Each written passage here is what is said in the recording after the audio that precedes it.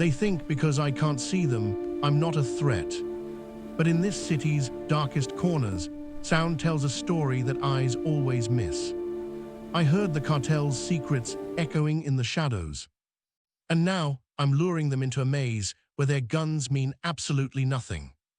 The girl the world forgot. Her name was Amara. No last name, not officially. The orphanage on Cartel had given her one when she arrived at age 4, but nobody used it. Not the staff, not the other children, not the city that had swallowed her whole and then forgotten to spit her back out. They just called her the blind girl. Like that was enough. Amara had not always been blind. There had been a fire. She remembered almost nothing about it except the heat, the way it had pressed against her face like something alive, and the sound of her mother's voice calling her name once, then not again. She was 4 years old. By the time the paramedics pulled her from the building, the optic nerves had been damaged beyond repair. The world of color and shape and faces closed like a door. And a different world opened in its place. What nobody understood about Amara, what they would never understand because they never thought to ask, was what she had built in the darkness. Not grief, not bitterness. A map. A living, breathing, constantly updating map of everything around her, built entirely from sound. She could tell you the number of people in a room by the way their breathing displaced the air. She could tell you whether someone was lying by the subtle change in their swallowing pattern when they spoke. She could tell you which guard at the orphanage gate drank on the job, because his footsteps had a half-second delay on his left side that only appeared after 9 p.m. She had never been trained to do any of this. She had simply paid attention. While the world looked at her and saw nothing, she listened to the world and heard everything. The orphanage was not a cruel place, it was simply an indifferent one. There is a particular kind of loneliness that lives in indifference. Cruelty at least acknowledges you exist. Indifference simply moves around you like you are furniture, present, accounted for, occasionally useful, never truly seen. Amara had learned to live inside that loneliness the way a plant learns to grow toward whatever light is available. She found her light in sound. In the hours after midnight, when the dormitory settled into its deep collective breathing, she would lie still and listen to the building itself. The way old structures creak and shift as temperature changes, the way water moves through pipes, the way wind finds every gap and makes it sing. She learned the orphanage the way a surgeon learns anatomy. Every room, every passage, every weak point. She knew which floorboards announced footsteps and which swallowed them. She knew which windows sealed properly and which leaked sound from the street below. She knew the precise acoustic difference between the front staircase and the rear one. The front stairs bounced sound upward, the rear ones absorbed it. She knew things about that building that its architect had never known. Because architects design for the eye. She had designed herself for everything else. The night that changed everything. It was a Thursday. She remembered it was a Thursday because the kitchen at the orphanage always smelled of overcooked beans on Thursdays, and that smell was the last ordinary thing she registered before her life was split into before and after. She had slipped out through the loose panel in the east wall the way she always did when she needed air that didn't smell of 40 children and industrial floor cleaner. The alley behind Cartel was hers in the dark. Nobody else wanted it. She heard the car before she heard the voices. A heavy engine, expensive, the kind of weight that comes from armored body panels. She had learned that sound 2 years ago when a government motorcade had passed within earshot, and she had spent 3 days reverse engineering what she'd heard. 3 doors opening, not 4, not 2. 3 men. Then a 4th sound. Something being dragged. Then a voice, low, unhurried, the voice of a man who had never needed to raise it to be obeyed. He talked to the wrong people, Now he stops talking entirely. Then a sound she had never heard before, and hoped she would never hear again. She did not move. She had learned very early that the most dangerous thing a blind person could do in a threatening situation was move unpredictably. Movement creates sound. Sound creates location. Location creates target. She pressed herself against the wall and became part of it. She listened. And in the next 4 minutes, in that alley that smelled of drain water and engine oil, she heard enough to dismantle an empire. Names, 3 of them. A location repeated twice, which meant it was important. A date 7 days from now. A number that could only be an amount of money. And one more thing. A sound she catalogued carefully and filed away like a stone in her pocket. The voice, the low, unhurried voice, had a tell. Every time he said something he considered final, he clicked his tongue once against his teeth.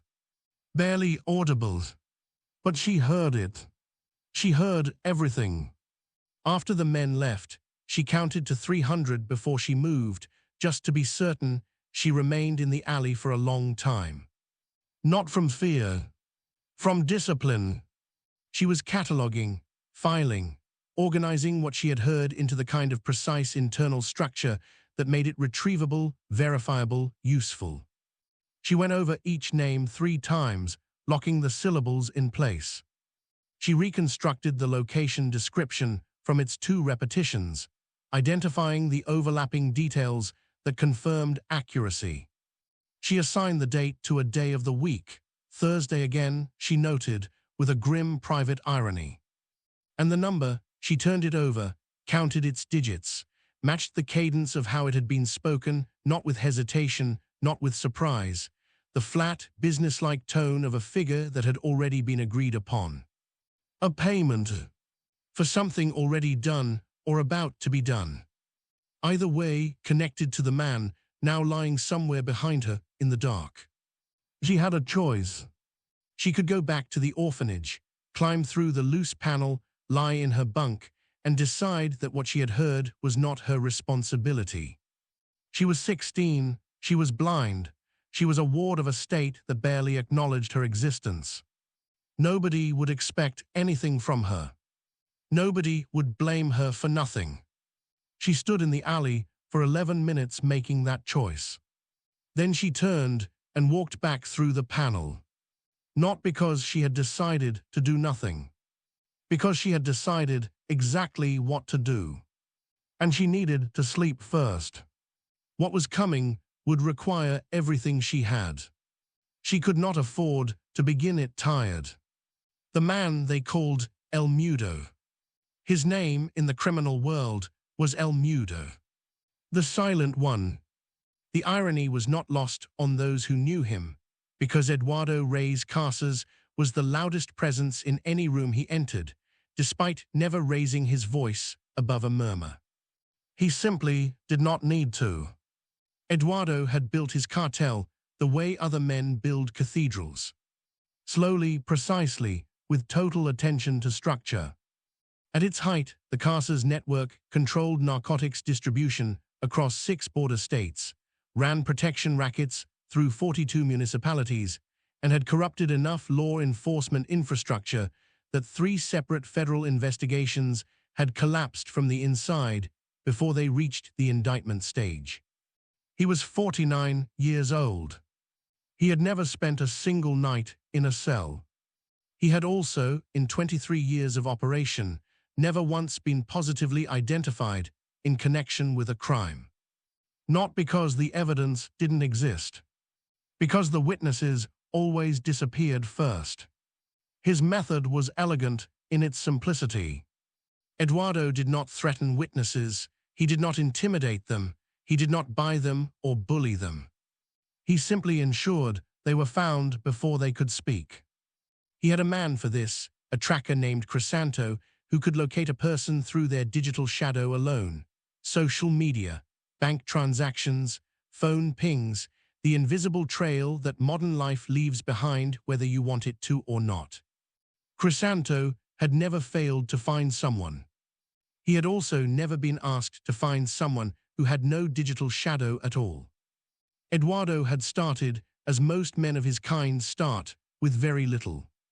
A border town, a motorcycle, a willingness to carry things that other people were afraid to carry. What distinguished him from the 100 other young men who made the same calculation was not his ruthlessness, though he had that, it was his patience. Eduardo Reyes Casas was constitutionally incapable of acting impulsively.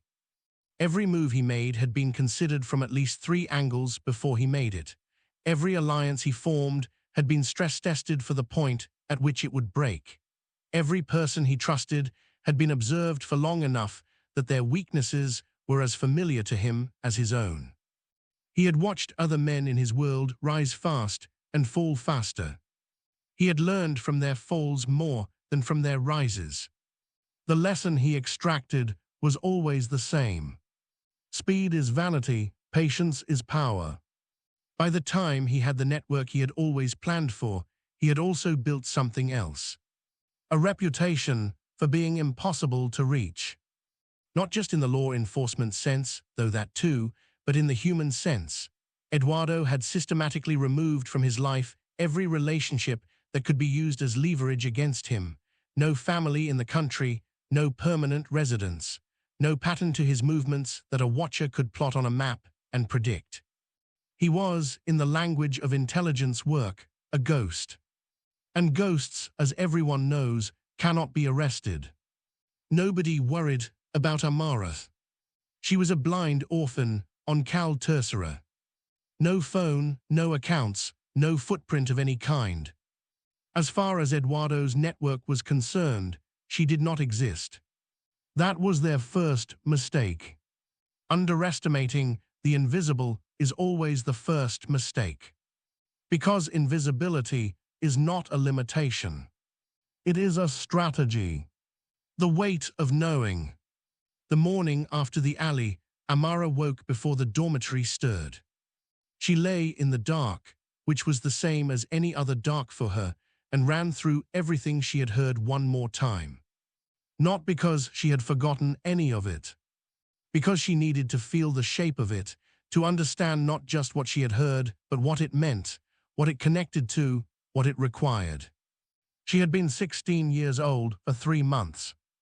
In those 3 months, she had developed, through pure accumulated listening, a detailed understanding of the power structures of the neighborhood around the orphanage that would have impressed a seasoned intelligence analyst.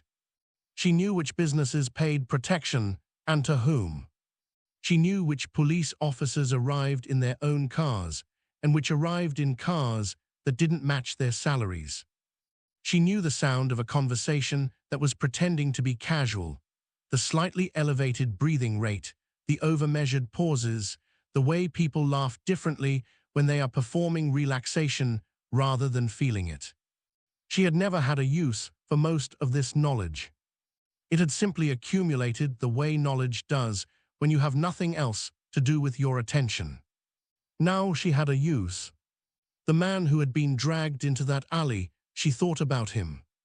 She did not know his name, she did not know his face.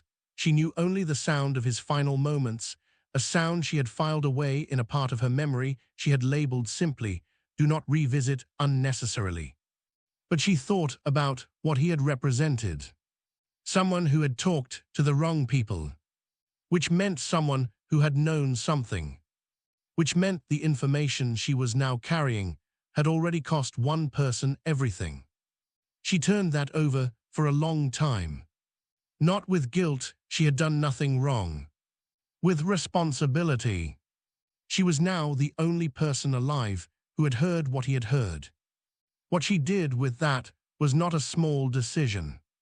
It was perhaps the only decision that had ever truly belonged entirely to her. There was also the practical question of her own safety. She was not naive about what she had witnessed. She understood, with the unsentimental clarity that comes from growing up in a place where the state provides the bare minimum and the rest is left to you, that the men in that alley would not be indifferent to witnesses. The question was not whether she was in danger. The question was whether they knew she existed. She ran through the alley scenario again with this specific filter. Had she made any sound? No, she had been pressed against the wall before the car arrived. Had she moved at any point during the 4 minutes? No. Was there any reason for them to suspect someone had been present? She searched the memory carefully. One moment gave her pause. Near the end, just before the doors closed, the low voice had stopped speaking mid-sentence. A pause of perhaps 3 seconds. Then he had continued. She replayed those 3 seconds repeatedly. What had caused the pause? A sound, a movement, or simply the natural rhythm of a man who chose his words slowly? She could not be certain. Uncertainty was not something she could afford. She would have to move as if they knew. And she would have to move carefully. Learning the enemy. She spent the next 2 days in research. Not in a library, not online. In the city itself. She had a method she had refined over years of navigating a world not designed for her. She called it the drift. She would move through a neighborhood without apparent purpose, the white cane tapping its steady rhythm, her face turned slightly downward in the posture that most people read as passivity, and she would simply absorb.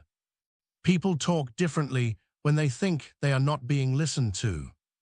They talk differently when the person nearby appears to pose no threat, no interest, no audience. A blind girl sitting on a bench near a market stall was not a person to lower your voice around. She was furniture. She had been furniture her whole life. It had made her extraordinarily well-informed. On the first day, she went to the neighborhood of Colonia Vieja, 2 kilometers from the orphanage, a district she had mapped in detail but never fully mined for intelligence. She chose it because one of the names she had heard in the alley had been spoken with a specific geographic preposition that placed them there. She spent 6 hours moving through its streets, sitting in its cafes, standing near its market stalls. She heard the name spoken twice. Once in a conversation between 2 men outside a hardware store. Casually, the way you say the name of someone powerful in your neighborhood when describing why certain things work the way they do. Once whispered by a woman to another woman in a fruit market, with the specific lowered register people use for names they are afraid to say at full volume. Both times, the name was accompanied by a physical location. Not an address. A description. The building with the green door on the street behind the church. She filed it. On the second day, she went closer. Not to the building itself. To the street that ran parallel to it, separated by a block. She sat at a bus stop for 3 hours. And she listened to the building she could not see. Vehicles arriving and departing, she counted 7 in the morning hours. The engine signatures were mixed. 2 motorcycles, 3 mid-range sedans, 1 heavy vehicle she categorized as a pickup truck, and 1 engine she had only heard once before in her life, outside a hotel in the city center, which she had subsequently identified as a specific model of luxury SUV favored by people who needed space for both passengers and equipment. Voices carrying over the block, fragments mostly, but enough. The sound of a radio inside the building, playing at a volume that suggested multiple rooms with the door open between them. The specific acoustic signature of a metal gate, not a wooden door, opening and closing on the ground floor. And once, just once, a voice. Low, unhurried. Speaking 2 sentences she could not fully distinguish at this distance. But the tongue click at the end of the second sentence came through perfectly. She had found him. She did not stay.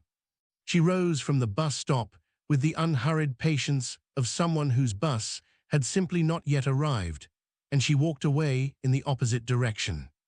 4 blocks later, around a corner, she stopped and pressed her back against a wall. Her hands were completely steady. Her breathing was controlled. But somewhere beneath the discipline, Something had shifted. This was no longer abstract.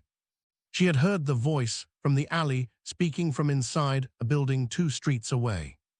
She had a location, she had a pattern, she had a name. And she had 5 days left.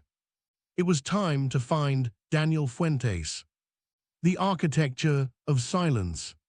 She had 7 days. She knew this because she had heard the date spoken twice in that alley, and she had been counting every sunrise since by the temperature change that came through the east-facing window of the dormitory at exactly the moment the sun cleared the building opposite. 7 days until whatever was coming would arrive. 7 days to make herself untouchable. The first thing she did was nothing. She spent 18 hours simply listening to the city around her with a focus she had never applied before, mapping the patterns, the rhythms, the gaps. When did the market on Avenida Principal empty completely? Between 2 a.m. and 4 a.m. Which streets had working CCTV cameras? She could hear the faint electrical hum of active units from 12 meters away. Which routes had no cameras? She had memorized 3. Where were the places in this city where sound behaved strangely, where walls and tunnels and underground passages created acoustic pockets that could carry a whisper for 50 meters or swallow a gunshot entirely? She knew 6 of them. She had known them for years. She had just never needed them for anything except her own private geography. Now she needed them for something else entirely. The second thing she did was find a journalist.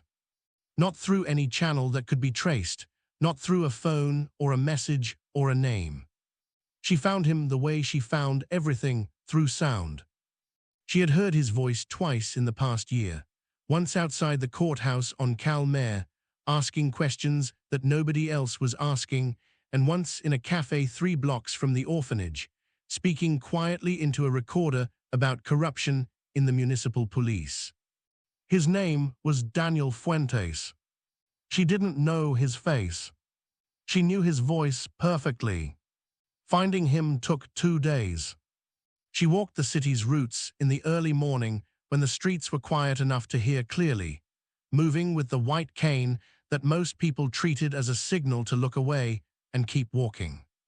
That was useful. People who look away don't remember what they saw. On the second morning, she heard him.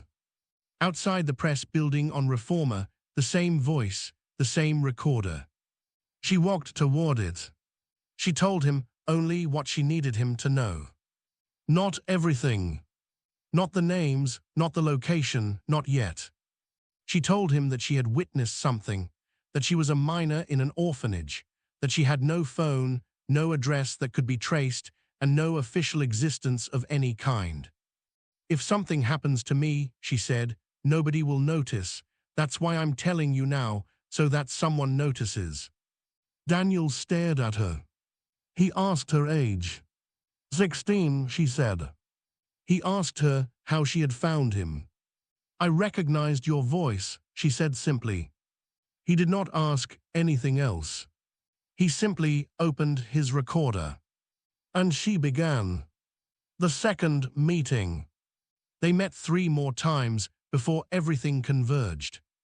Always in public, always in places she chose, always at hours when ambient noise was sufficient to make their conversation acoustically invisible to anyone more than 2 meters away. She had selected 3 cafes and 2 parks for this purpose over the preceding days, each one tested, each one confirmed. The second meeting was the hardest, because Daniel came with questions she had not anticipated. Not about the cartel. About her. How do you know all of this? He asked, not aggressively, genuinely. Because I listen, she said. Everyone listens. No, she said, everyone hears, not everyone listens. He was quiet for a moment. What's the difference? She considered how to explain something she had never needed to put into words before. Hearing is what happens when sound reaches you, she said. Listening is what happens when you reach towards sound, when you decide that every piece of information in the air around you has value, when you stop filtering the world by what seems important and start treating everything as data. Another pause. Most people, she continued, hear what they expect to hear. They have a picture of the world in their head, and they hear the sounds that fit it and discard the ones that don't. I can't do that. I don't have a picture. I only have the sounds, so I have to take all of them. Daniel did not respond immediately. She heard him shift in his chair, the slight intake of breath that preceded a question that a person had been deciding whether to ask. "Do you ever wish you could see?" he asked. She thought about it honestly. "Sometimes," she said, "but then I think about all the things people miss because they're looking, and I'm not sure the trade would be worth it." In the third meeting, she gave him the names. All three. She heard him write them down, the specific scratch of a pen on paper that she had already catalogued as his, in the same way she had catalogued everything else about the man. She heard his breathing change. "These are serious people," he said quietly. "I know," she said. "If this goes wrong." "I know," she said again. He was silent. "I need you to trust me," she said, "not because I'm asking you to do something on faith, because I'm going to show you exactly how this works, step by step, and by the end, you're going to understand why it can't fail." "Nobody can guarantee something can't fail," Daniel said. "I can," she said, "because I've mapped every failure point, and I've accounted for all of them." She could hear the doubt in his silence. She could also hear something else underneath it. Belief trying to find room. In the fourth meeting, she told him about the labyrinth. She walked him through it verbally, each stage, each acoustic feature, each decision point. He listened without interrupting. When she finished, he said nothing for a long time. "You built all of this in your head," he said finally. "Yes," without ever seeing any of it. "I don't need to see it," she said. "I built it from sound. That means it's built for sound. It will work exactly as I've described because the physics don't change. The echoes will behave the same way tonight as they did when I tested them. The signal dead zones are permanent features of the structures involved. None of it depends on anything variable." Another long pause. "What do you need from me?" Daniel asked. She told him. 2 calls, 2 specific times, 2 specific numbers. "That's it," he said. "That's it," she said. "And you're sure?" She turned her face toward the sound of his voice. "I have been building toward this my entire life," she said. "I just didn't know it until last Thursday." The labyrinth. Eduardo's men came for her on the 5th day. She had expected the 4th. She had prepared for the 3rd. But the 5th was fine. She was ready. She had heard them coming for 11 minutes before they arrived at the orphanage. 2 cars, not one, which meant they were being careful. 4 men total, she counted the doors. They asked the night warden about a girl. The night warden, a tired woman named Consuela who was paid poorly and cared deeply, told them truthfully that she didn't know which girl they meant. There were 40 children in this building. By then, Amara was already gone. She moved through the city the way water moves, finding the path of least resistance, taking the routes without cameras, moving through the acoustic pockets where her footsteps disappeared entirely. She could hear the men behind her, their earpieces, their radios, the creak of their leather jackets, and she stayed precisely far enough ahead to remain invisible. Not running. Never running. Running makes noise. The labyrinth she had built was not a physical place. It was a sequence of sounds and silences, a route through the city designed specifically for a person who navigated by ear. It had 4 stages. The first stage was the market tunnels beneath Avenida Principal, a series of connected underground storage passages that the market vendors used for deliveries before dawn. She had mapped them completely over 2 years of early morning walks. Sound moved strangely down there. Footsteps echoed in directions that made no physical sense. A person could be 10 meters ahead and sound like they were 20 meters behind. She had tested this. She knew exactly how it worked. Eduardo's men did not. She let them follow her into the tunnels. She listened to the moment their confidence became confusion, the specific quality of silence that falls when trained men realize they can no longer trust their own senses. One of them said something sharp to another. She caught the tone, if not all the words, the clipped aggression of a professional who does not like being disoriented. Good. Disoriented men make noise. Noisy men are predictable. She moved to stage 2. The old aqueduct channel behind the cathedral, a covered stone passage that had been sealed at both ends for 40 years, accessible only through a grate she had loosened over months of patient work. Inside, sound was so distorted that a whisper sounded like a shout, and a shout produced no echo at all. She moved through it in 40 seconds. She heard the men stop at the entrance. She heard one of them say something into his radio. She heard the static that answered. No signal. They were cut off from each other.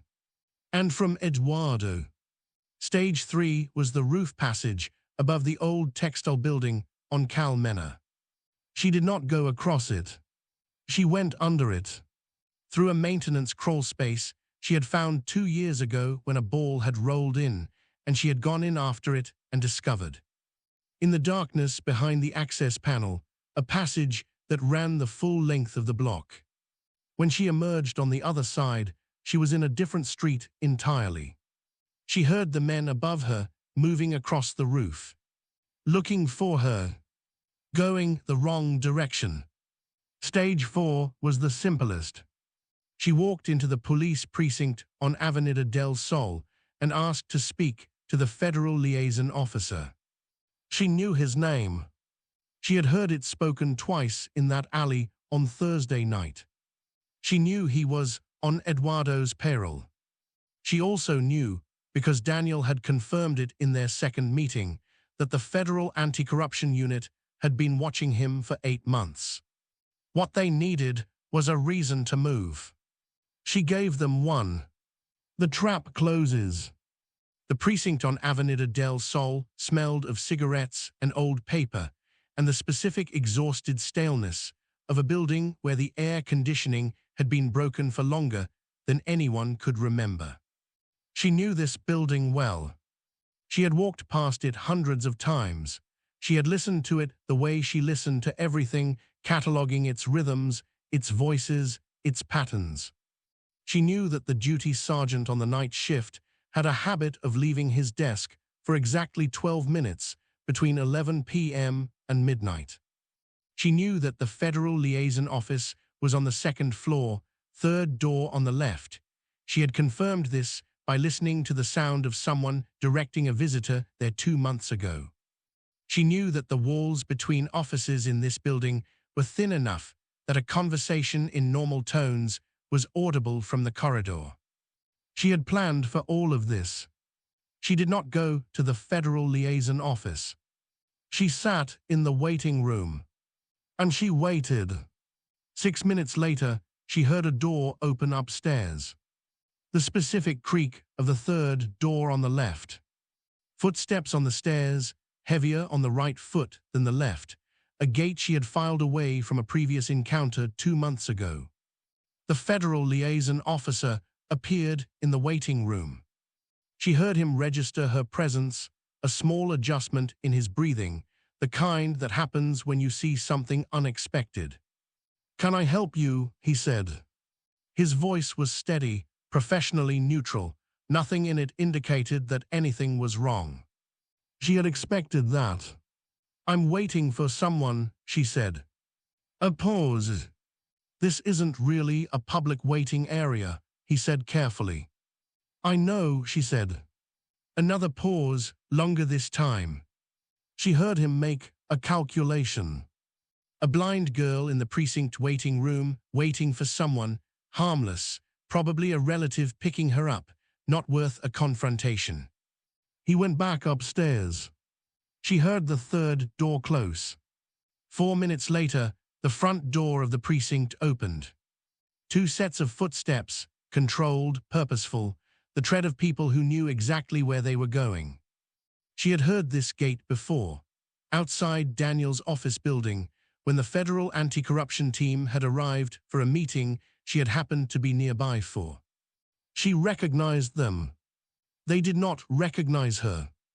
They had not been told to expect her here. They had been told something else entirely, something Daniel had relayed precisely as she had scripted it. That their target was about to make a call.